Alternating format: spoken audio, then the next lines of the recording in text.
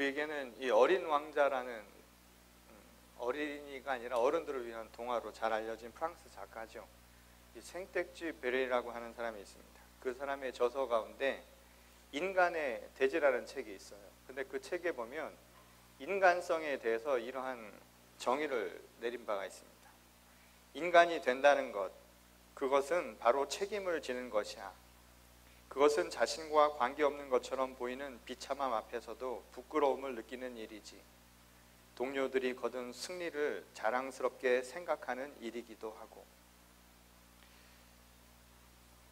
생텍쥐베리는 인간성의 이 본질을 이 책임이라고 하는 이 말로 설명하고자 했습니다. 물론 의무라는 뜻으로 자주 사용되는 말이기도 하지만 저는 이 말을 들으면서 이 책임이라는 단어를 공감이라는 단어로 바꾸어 사용해도 크게 문제가 없을 것 같다라는 생각이 들었습니다. 그가 누구이든 그가 가진 감정을 함께 나눌 수 있는 것, 소통의 상태를 말하죠. 그것이 바로 인간이 가장 인간다워지는 순간이라고 그는 말을 했던 겁니다. 저는 이 부분에서 성경의 한 구절을 떠올리게 되는데요. 로마서 12장 15절의 말씀입니다. 즐거워하는 자들과 함께 즐거워하고 우는 자들과 함께 울어주라 라는 말씀입니다. 한마디로 이 이야기도 공감에 관한 내용이라는 것을 알 수가 있습니다. 이 생텍쥐베리의 표현으로 바꾸자면 책임 있는 사람이 되라 라고 할 수 있겠죠. 예수님께서도 이 책임이라는 말을 계명이라는 말로 바꾸어 우리에게 말씀을 주셨습니다. 요한복음 13장 34절에 보면 이런 말씀이 있죠. 새 계명을 너희에게 주노니 서로 사랑하라. 내가 너희를 사랑한 것 같이 너희도 서로 사랑하라 라는 말씀입니다. 서로 사랑하는 그 모습을 통해서 아마 예수님은 우리에게 공감이 무엇인가를 이야기하신 것처럼 보이고 또 사랑하라 라고 하는 그 명령이지요. 그것을 통해서 이 모든 것이 우리가 맡아야 할, 감당해야 할 책임이라는 사실을 우리에게 알려준 것이다. 저는 그런 생각을 해보았습니다. 그리고 그것을 실제로 몸소 우리에게 보여주셨죠. 바로 십자가의 고난, 십자가의 사건이 바로 예수께서 말씀하셨던 그 사랑의 공감과 책임을 확증시켜 주었던 사건이라고 할 수 있을 겁니다. 우리가 죄 가운데 있을 때, 우리가 하나님 앞에 고통받는 이 현실에 대해서 간구할 때 주님은 우리를 외면하지 않으시고 그 요청에 응답하셨죠. 그것이 바로 우리에겐 공감의 증거입니다. 이를 통해서 우리를 향한 대속의 사랑을 확증하신 것이었죠. 그리고 십자가 위에서 말씀하셨습니다. 다 이루었다 라고 말씀하셨죠. 그 말씀은 아버지 하나님으로부터 받은 책임을 완수하셨다라는 사실을 우리에게 뒷받침해 줍니다.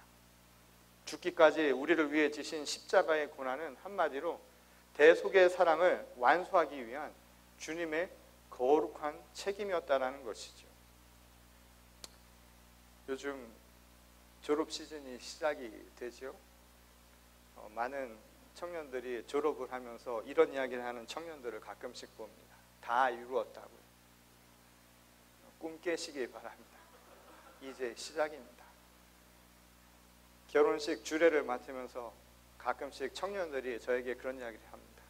다 이루었어요. 꿈을 깨시기 바랍니다. 그게 시작입니다. 엊그제 저희 교회 부교육자로 있던 박현호 목사님이 학위를 마치는 박사 학위 졸업식에 저를 초대했습니다. 공교롭게도 그날 둘째 아이가 딸을 갖게 되었다라는 소식을 듣게 되었죠. 그곳에 갔더니 저에게 이런 말을 하더군요. 목사님, 다 이루었어요. 저는 속으로 웃음이 나오는 걸 참을 수가 없었습니다. 이제 시작이라는 것을 깨닫지 못했다라는 그 어리석음을 무엇으로 제가 설명할 수 있겠습니까? 죽기까지 우리를 위해 지신 십자가의 고난은 우리가 생각하는 다 이루었다라는 그 무책임한 그 책임과는 전혀 다른 모습으로 우리에게 나타나신 사건이었죠. 그리고 우리에게 이야기를 합니다. 그것이야말로 인간을 인간답게 만드는 것이라고. 그리고 그것이 거룩한 성도의 사명이라는 사실을 우리에게 알려주죠. 사랑하라는 것, 공감하라는 것, 그 책임을 지고 살아가는 것. 이것이 바로 오늘 우리를 가장 인간다운 모습으로, 그리고 성도된 모습으로 이끄는 힘이라고 주님은 가르쳐 주십니다. 그런데 이렇게 말씀대로 살아가는데 한 가지 어려움이 있죠. 그것은 우리의 공감이라고 하는 능력이 늘 한계에 부딪히기 마련이라는 겁니다. 왜냐하면 우리의 공감 능력은 한계가 항상 있죠. 다시 말해서 유효기간이 있다는 겁니다. 어떤 의미에서 인간이 다른 사람의 감정을 공유한다는 것을, 그것은 자연스러운 현상이라기보다는 그런 의미에서 부단한 노력을 요구하는 일일지도 모른다는 것이죠. 사랑을 한다는 것도 마찬가지입니다. 사랑의 감정은 잠시 왔다 지나쳐 갈 수 있는 것이죠.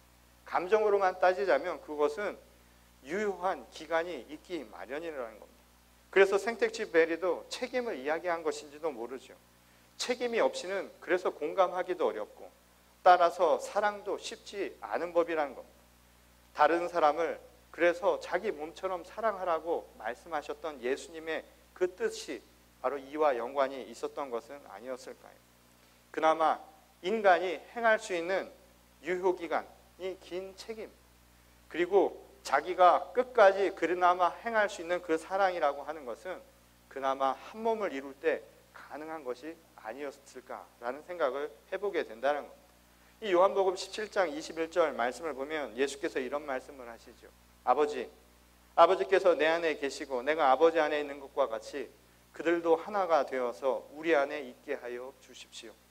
그래서 아버지께서 나를 보내셨다는 것을 세상이 믿게 하여 주십시오. 바로 이런 구절이 있습니다. 예수님은 어떤 의미에서 믿음도 이 방법을 통해서 가능할 수 있으리라 생각하셨던 것 같습니다. 아니 어쩌면 이 포도나무의 비유처럼 이 하나님 안에 모두가 하나 되는 바로 그 모습이야말로 믿음이 성취되는 모습이라고 우리에게 말씀하신 것이었죠. 서로 하나가 되어 공감할 수 있는 바로 그 상태가 될 때 비로소 믿음이 생겨날 수 있다는 것이고, 또한 마음이 굳은 이들 세상 사람들조차 믿게 될 수 있을 것이다. 아마 그렇게 예수님은 생각했던 것으로 보입니다. 오늘 본문 말씀은 이를 잘 드러내주는 한 사건을 우리에게 보여주죠. 이 많은 유대인들이 예수께 과연 당신이 진정한 그리스도가 맞느냐라고 묻는 이야기입니다. 이 당시 오래전부터 유대인들은 이 메시아를 갈망하고 있었죠. 그런데 그들이 생각하고 있었던 메시아는 그들의 삶의 터전 속에서 나타난 모습이었습니다. 고통스러운 현실을 이 지긋지긋한 이 압제에서 벗어날 수 있는 새로운 세상이 열리게 하실 분, 그것이 바로 그들이 생각하는 구원자의 모습이었다는 것이죠. 힘으로 그들을 짓밟고 있던 제국의 힘을 무너뜨리고 하나님의 말씀으로 새로운 땅, 새로운 하늘을 열어갈 시온의 왕국, 옛 다윗의 왕국을 재건설하는 것, 그것을 그들은 생각하고 있었다는 겁니다. 그런데 스스로 하나님의 아들이라고 말하는 분이 오셨죠. 그리고 그가 하나님과 하나가 되었다라고 그렇게 이야기를 합니다. 그러니 그의 정체가 사람들은 궁금할 뿐만 아니라 믿었지 않았고 나가서는 불경스러워 보이기까지 했다는 겁니다. 오늘 본문 이후에 나오는 이야기는 그런 의미에서 유대인들이 어떻게 하면 예수를 잡아 죽일까 모의하는 대목이 나오는 것도 바로 이러한 당시 상황을 우리에게 그대로 보여주고 있습니다. 그럼에도 불구하고 정체를 묻는 유대인들에게 예수님은 대답을 해주지 않지요. 내가 너희가 말한 그리스도인가 아닌가라고 하는 것을 스스로 시인하지 않았다는 겁니다. 그것은 왜 그랬을까요? 아마도 예수께서도 그렇게 자기 스스로 대답을 해주는 것이 아무런 도움이 되지 않을 것이다 생각을 했을지도 모릅니다. 어차피 신뢰하지 않는 이들에게 대답을 줘봐야 만족시킬 만한 정답은 없다는 사실을 예수께서도 애초에 알고 계셨을 겁니다. 얼마 전 이 미국의 인구 센서스 조사에 대한 이 기록을 보게 되었는데 반세기 전만 해도 이 센서스 조항에 이런 질문이 있었다고 합니다. 당신 미친 것 아닙니까? Are you insane? 설문조사에 이런 질문을 했다라는 거예요. 웃기죠? 안 웃기세요? 미쳤냐고 물어보는데 미친 사람이 미쳤다고 얘기하겠습니까? 미친 사람이 미친 걸 알겠어요. 안 미친 사람이 미쳤다고 얘기하겠어요? 당연히 이 대답은 신빙성이 떨어지고요. 그리고 질문 자체가 잘못되었다라는 것을 알 수가 있죠. 더군다나 미쳤다라고 하는 것의 정의가 불분명한 건 아닙니다. 철저히 자기 주관적인 판단에 의해서 결정이 된다. 그에 대한 대답은 하는 자나 묻는 자나 불확실한 내용을 이야기하고 있다는 점에서 매 한 가지라는 겁니다. 당연히 그 결과를 사람들이 받아들이기 어려운 것은 당연한 이치라는 것이죠. 이 예수께서 직접적인 대답을 해주지 않은 이 또 다른 이 상황을 생각해 볼 수 있는 내용이 있지요. 이 노자 도덕경의 가장 첫 장에 나오는 말은 아마도 그 의도를 이해하는 데 도움이 될지 모르겠습니다. 이 도덕경에 보면 이런 유명한 말이 나오죠. 도가도 비상도라는 말이 나옵니다. 이 말은 풀이하면 우리가 말로 부르는 그 도는 엄밀한 의미에서의 그 도가 아닐 수도 있다라는 이야기입니다.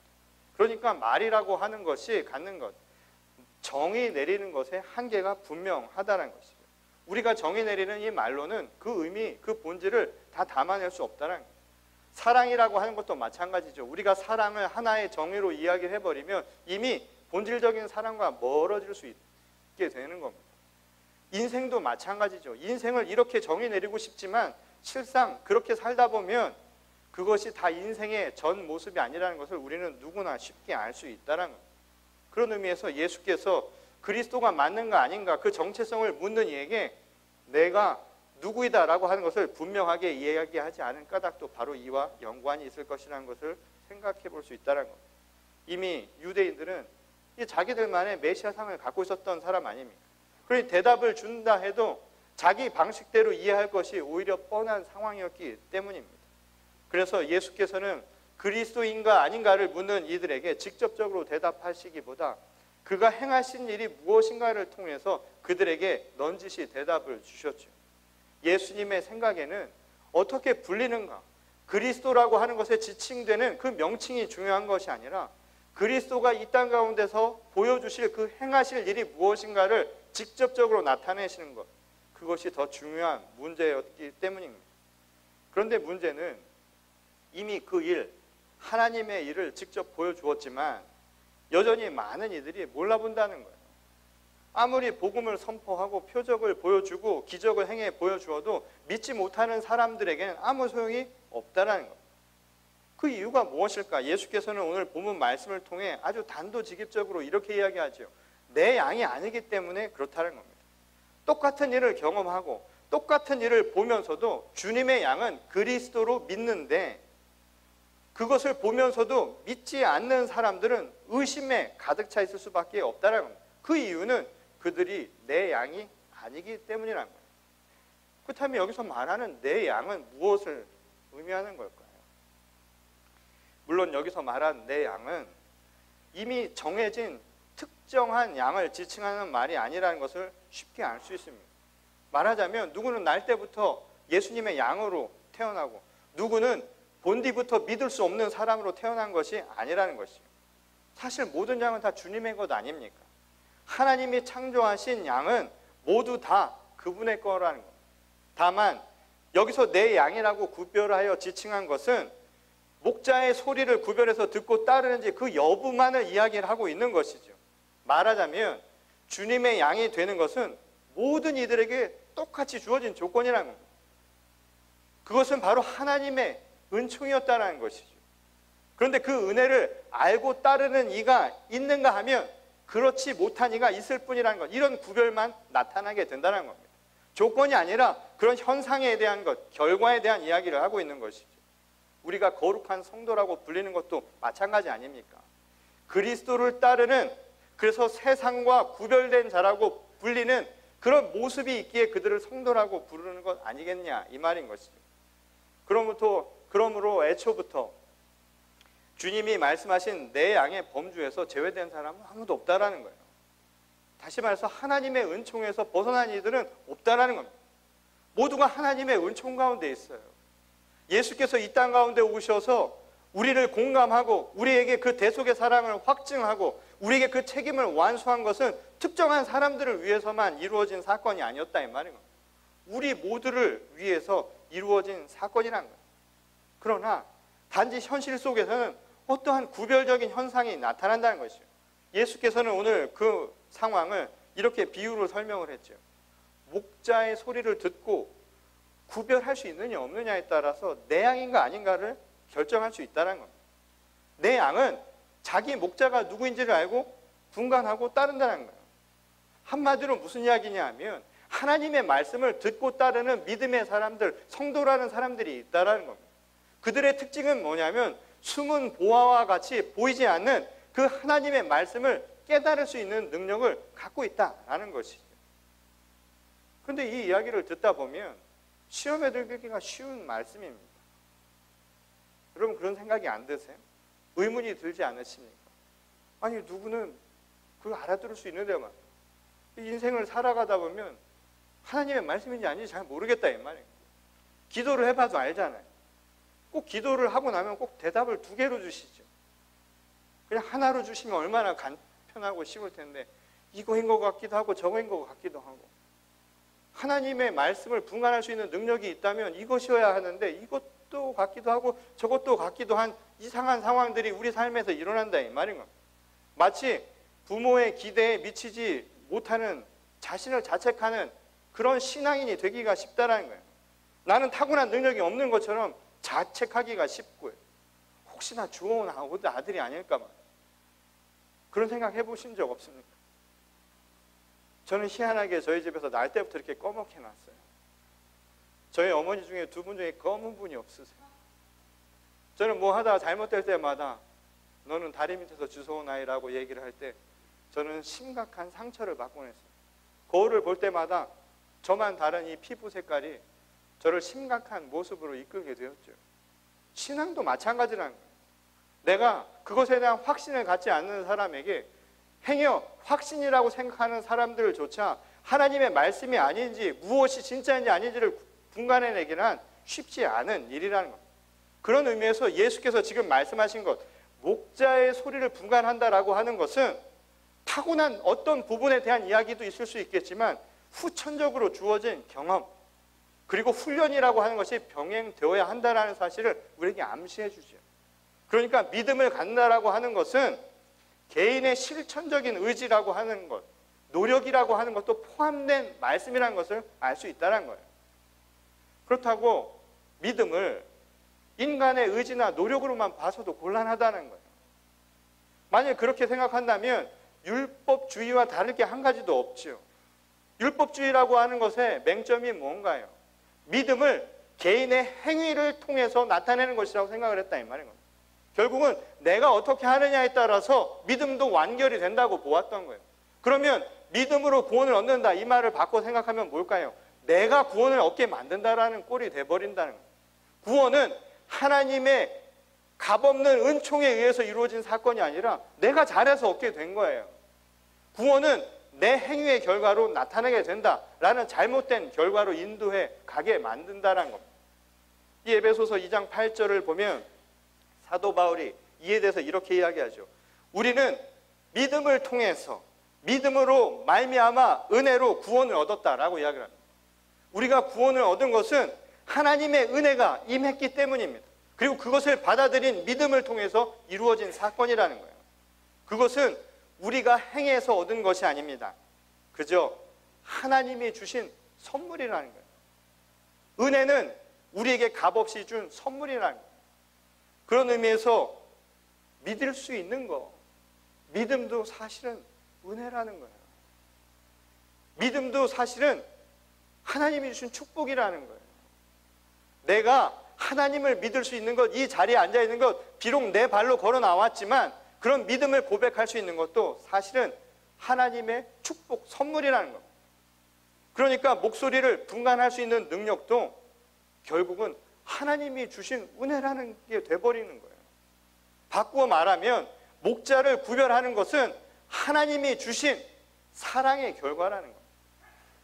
어렵죠? 도대체 무엇을 의미하는 걸까요? 믿음도 내가 내 노력의 1% 나타나야 하는 겁니다. 근데 그 믿음은 내가 오롯이 내 주장과 내 생각으로 내 노력으로만 이루어지는 것도 아니라는 거예요. 신앙은 그래서 내가 주인이 아니라 하나님이 주인이 되는 거예요. 내가 믿는 것이 아니라 하나님을 통해서 하나님의 은혜로 말미암아 내가 믿게 된 것이라는 고백, 이게 믿음의 중요한 명제라는 사실입니다. 이 말씀이 어떻게 여러분들에게 다가오나요? 저는 이 이야기를 잘 와닿게 하는 이 한 가지 이 사례를 생각해 보게 됩니다. 바로 엄마와 아이의 관계를 통해서 말이죠. 지난주에 우리 교회 송보름 안지환 집사 가정에 첫 아이가 출생을 했습니다. 그래서 제가 병원 신방을 다녀왔어요. 늘 신생아를 보면서 느끼는 거지만 희한하게 이 갓난 아기는 가르쳐주지 않아도 본능적으로 압니다. 이 생존을 위해서 가르쳐주지 않아도 그냥 아는 것들이 있어요. 사실은 안다라는 표현보다는 어떤 의미에서는 반응한다라는 게 더 정확한 말일지 모르겠습니다. 여하튼 아기는 이 엄마의 심장 박동수, 그 소리, 채취, 체온이라고 하는 것을 통해서 직감적으로 안다라는 거예요. 느낄 수 있다는 겁니다. 왜 그러냐 하면 엄마의 뱃속에서 9개월 동안 한 몸을 이루고 있었기 때문에 그렇다는 거예요. 그 결과 뭐냐면 엄마와 아기 간에는 그 무엇으로도 설명할 수 있는 공감 능력이라는 게 있다는 거예요. 서로를 느낄 수 있는 공감의 능력이 있다는 것이죠. 그래서 그것이 한편으로 엄마에게는 점차 모성으로 나타나게 되고요. 아기에는 엄마와의 애착 관계를 강화시키는 일종의 기제로 작용을 한다는 거예요. 제가 이걸 생각하면서 무슨 생각이 들었냐면 그래서 아빠는 껍데기였구나. 그 말을 다시 한번 확증하는 이야기였어요. 아빠는 잘 몰라요. 아빠는 달리 그래서 엄마는 본능적으로 안다는 거예요. 아기의 상태를 공감하는 능력을 그래서 갖고 있는 거예요. 한 몸을 이루고 있었기 때문에 그게 가능하다는 거예요. 그래서 엄마는 책임감이 있어요. 엄마는 그 책임감을 그냥 내가 가지려고 해서 갖는 게 아니라 그렇게 발생을 한다는 겁니다. 그게 뭘까요? 바로 엄마의 사랑이라는 거예요. 아빠는 갖기 힘든 거죠. 그러니까 이 껍데기 같은 아빠를 너무 질책들 하지 마십시오. 원래 그런 거예요. 원래 그랬던 거니까 특별하게 생각하지 마시고 오히려 그렇게 갈 수 있도록 여러분들이 인도를 하시기를 바랍니다. 예수께서 아버지 하나님과 하나였던 것처럼 우리가 주 안에서 서로가 하나가 되라고 말씀하신 그 비유의 이유도 바로 이와 연관이 있었던 것이 아닐까요? 본래 포도나무의 관계처럼 주님과 우리와의 관계는 한 몸을 이루고 있었던 거였어요. 그것은 하나님이 이 땅을 만드신 창조의 질서고 그것이 생명의 역사였다는 겁니다. 다만 우리가 죄로 인해서 떨어져 나간 것이죠. 마치 떨어져 나간 가지가 된 것처럼 곧 목자의 소리를 듣지 않고 제 갈 길로 갔던 떠나버린 양들, 방탕히 떠나버린 탕자와 같은 모습들이 이곳 저곳에서 나타난 현실이 그걸 보이지 않게 만든 것뿐이라는 겁니다. 그래서 주님과 하나가 되는 것은 원래의 모습을 회복하는 거라는 거예요. 새로운 것이 생겨나는 것이 아니라 원래 있었던 그 상태로 다시 돌아가는 겁니다. 그것은 우리에게 아주 자연스러운 현상이라는 거예요. 그런데 그 자연스러운 현상은 저절로 되는 것이 아니라 동시에 당연히 그렇게 만들어야 할 우리의 책임이라는 겁니다. 그래서 우리에게 분명한 사실을 알려주죠. 주님은 한순간도 우리를 버려두신 적이 없다고. 졸지도 주무시지도 아니하시고 우리를 지키시는 하나님의 모습, 자신의 양들을 그의 시야에서 한순간도 버리지 않으시는 신실한 목자의 모습으로 우리에게 말씀을 합니다. 그 사랑과 돌봄은 유효기간이 없다는 거예요. 우리 인간들처럼 시간이 지나면 공감의 능력이 떨어져서 유효기간이 있어서 잊어버리고 인스턴트식으로 버리고 달아나 버리는 그런 모습과는 다른 모습이라는 거예요. 그것은 마치 갓난아기를 바라보는 엄마의 마음과도 같다는 것입니다. 진 자리 마른 자리 가리지 아니하고 자식을 위해 애틋한 사랑을 보여주는 엄마의 지극한 사랑. 그 사랑은 시간이 지나버리면 금세 잊혀져 버리는 유효기간이 있는 그런 사랑이 아니라는 겁니다. 저는 그런 생각이 들더라고요. 이제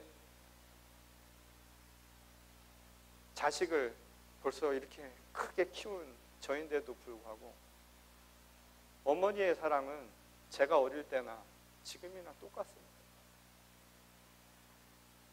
제가 한국에 가면 저희 어머니는 항상 제 머리맡에 마실 물과 그리고 필요한 것들을 항상 준비해 두고 계세요.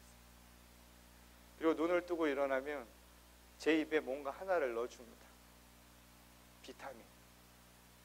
먹고 건강하라고. 드셔야 할 건 저희 어머니인 것 같은데 자식의 입에 들어가는 게 그래도 그게 보기 좋은 게 엄마의 모습인 거예요. 50년이 지나도 유효기간이 변하지 않는 게 어머니의 사랑입니다. 자식은 그만 같지 않죠? 세상의 모습도 그렇지 않죠? 지금은 영원히 사랑할 것 같은데 시간이 지나면 점차 옅어져 가는 게 우리들의 공감의 모습 아닐까요? 자신의 양들을 향한 주님의 사랑도 유효기간이 없다고 우리에게 가르쳐 줍니다. 한량없는 사랑이라고. 그래서 그 사랑이 있어서 우리 공감의 가능성도 유효기간이 없다는 거예요. 그 말은 우리에게 무엇을 가르쳐 주나요? 이제 남은 것은 우리의 책임만 남아있다는 겁니다.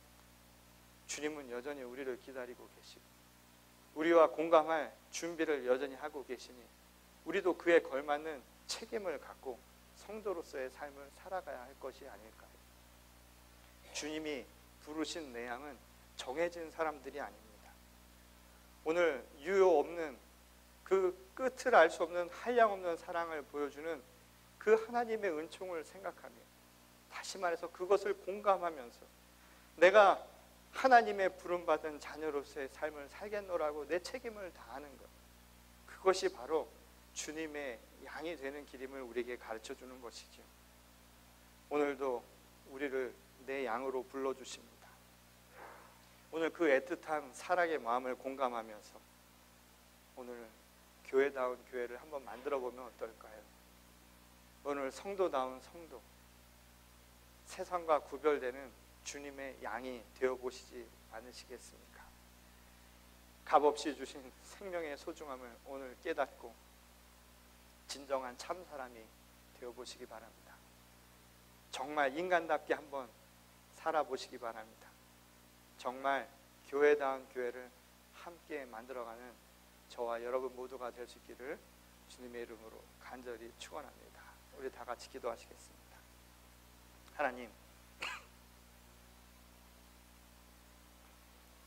우리를 향한 주님의 그 사랑, 유효기간이 없는 그 한량없는 사랑을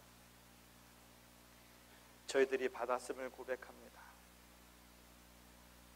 그걸 통해서 우리는 주님과 늘 공감하기를 원합니다. 그런데 그 공감은 우리의 이 한계 있는 사랑으로는 때로는 불가능한 것이었음을 고백합니다.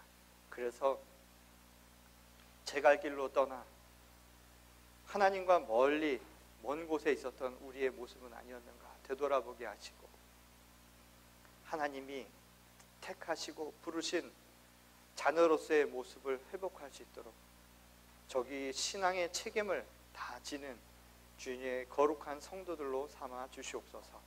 오늘 이 시간 믿음으로 고백하는 주의 자녀들을 기억하시고 하나님 이들을 축복하여 주시옵소서. 특별히 이 땅에 작은 예수의 모습으로 주님의 생명들을 사랑하고 섬기고 돌보았던 어머니들을 축복하시기를 원합니다. 하나님의 사랑을 보여주셨던 축복의 통로로 삼으셨사오니 하나님, 우리 이 땅의 어머니들이 더욱 건강할 수 있도록 도우시고 그들을 통하여서 더욱 생명력 있는 세상을 함께 이루어갈 수 있도록 은혜를 베풀어 주시옵소서. 기억하기를 원합니다. 우리를 향해 베풀었던 어머니의 그 끝간데 없는 사랑을 잊지 말고 저희도 자녀로서의 책임을 다할 수 있도록 하나님 은혜를 베풀어 주시옵소서. 오늘 이 시간 성도된 모습으로 살기를 고백하고 교회다운 교회를 함께 만들어가기를 결단하며 돌아가는 주의 거룩한 성도들마다 내 양이라고 불러주시며 그들의 삶을 축복하여 주실 줄 믿사옵고 거룩하신 우리 주 예수 그리스도의 이름으로 간절히 기도드렸습니다. 아멘.